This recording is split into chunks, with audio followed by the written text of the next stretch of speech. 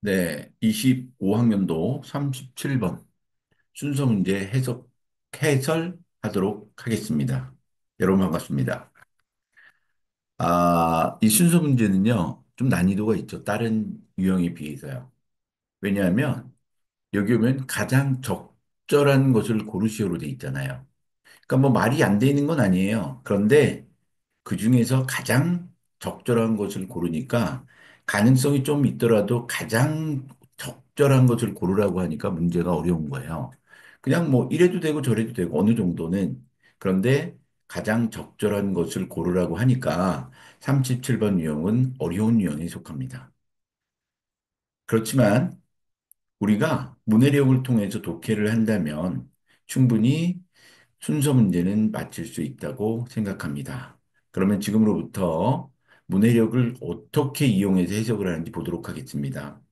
이 문제는 총 7문장으로 내용을 전달하려고 해요. 근데 전달하고자 하는 내용은, 새들이 무리가 있어요. 새들의 무리가.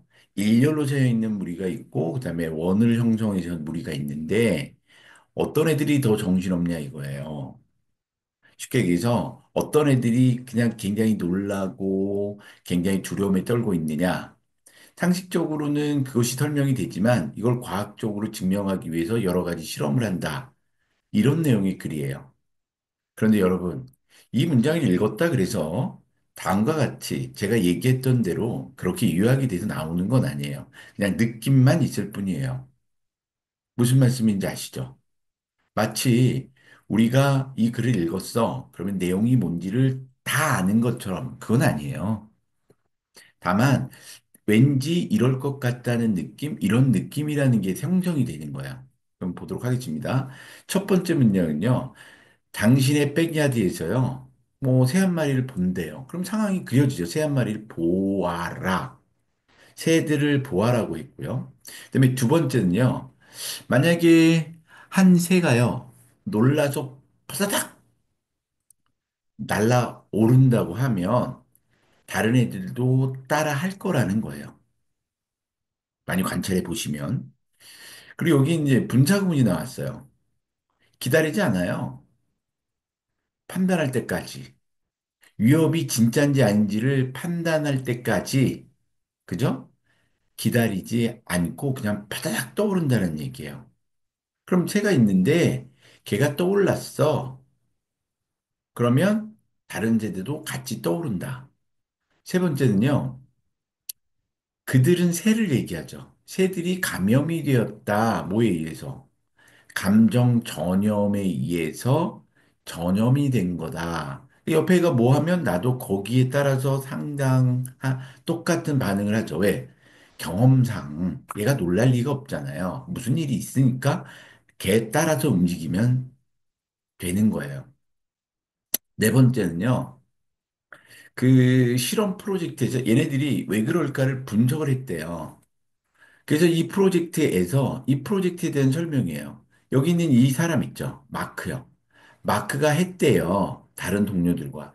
이 실험에서, 근데 이 실험이 어떤 실험이에요?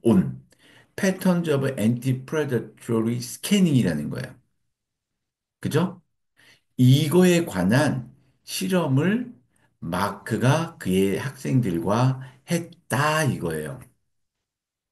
근데 누구에 대한 실험이냐면 웨스턴 이브닝 그로스브리크에 대한 포식자 감지 패턴에 대한 실험을 했대요. 그 실험에서 그들이 발견한 거는 새는 새인데 어떤 새? 이너 서클로 되어 있는 새가 더 협력적이다 이거예요. 봤을 때. 스캐닝 할 때. 뭐보다는 새는 새인데 어떤 새죠? 라인으로 먹이를 먹고 있는 새보다요.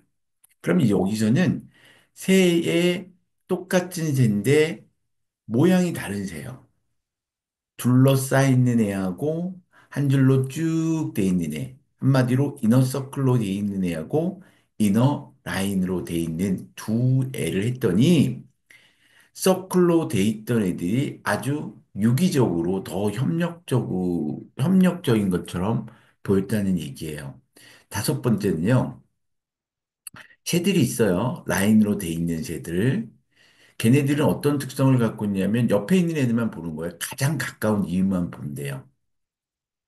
무슨 말씀인지 아시죠? 그러니까 not only but also가 되는 거예요. 덜 협력적이에요. 봤을 때. 그리고 또 굉장히 너블세요. 전체를 못 보고 옆에만 보니까요. 우리 전체 애들이 뭐 하는지 보고 싶은데 옆에만 보니까 덜 협력을 했을 뿐이 없고 굉장히 좀 긴장을 많이 한다. 그리고 나서 분자구문이 이렇게 나오잖아요. 그죠? 이게 분자구문이 나오는데 그 결과 그들의 몸과 머리 포지션이 굉장히 굉장히 변화를 자주 한다는 거예요. 시그니피컨틀리하게 자꾸 옆을 팍팍 본다는 거예요. 저쪽에 있는 애를 보기 위해서요. 누구에 비해서? 서클로 되어 있는 애들에 비해서 굉장히 변화가 급하다. 시그니피컨틀리하다. 눈에 띌 정도로 급한 변화를 준대요. 몸과 머리 포지션이요. 그리고 이너서클에 대한 설명이 탁 나오죠. 관계 부사절로요. 가능하대요. 뭐가? 각각의 새들이요. 보는 게. 모든 다른 애들을 보는 것이 가능한 서클의 형태에서 보다는 라인의 형태에 있던 애들이 덜 협력적이고 더 신경질적이어서 몸과 머리를 누구나 알 수 있도록 변화를 주더라는 내용이에요. 아시겠죠? 여섯 번째는요, 마크라는 사람이 궁금했어요. 그 새가, 라인에 있는 새가 더 두려움을 갖는 것이 그들이 알지 못하기 때문이냐? 그들이 동료들이 하고 있는 것을 알지 못했기 때문에 새들이 더 무서운지 아닌지 궁금했다 이거예요. 그쵸? 당연히 궁금하겠죠? 그리고 마지막으로 감정의 전염, 이모셔널 컨테이전이 아마도 불가능했을 것이다. 누가요? 누가? 인더비주얼 그로스비크들에게 있어서는 불가능했을 거고, 이 애들은 포지션이 라인 어레이 포지션에 있던 애들을 얘기하는 거죠. 누구를 제외하고는요. 그들의 가장 가까운 이웃을 제외하고는 여기에서의 얘네들은 감정을 받아들이기가 어려웠을 것이다. 상대방에게 영향을 받기가 힘들었을 거예요. 왜? 떨어져 있으니까요. 그리고 걔가 뭐 하는지를 몰랐기 때문이에요.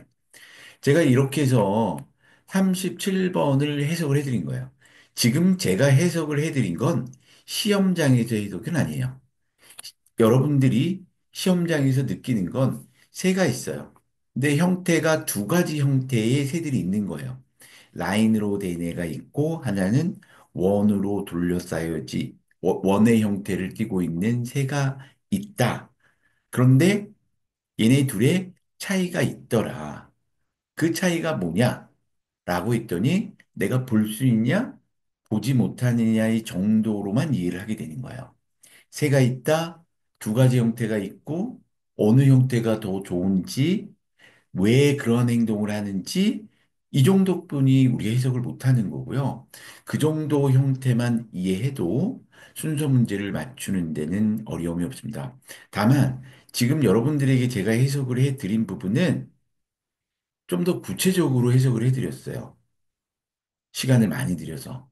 그러나 시험장에서는 다음과 같은 번역은 있을 수 없고, 아까 말씀드린 대로 새가 있다. 새가 형태가 두 가지가 있는데, 하나의 특성은 더 무서움에 떨고 동작이 더 부산하더라. 이유는 볼 수 있냐?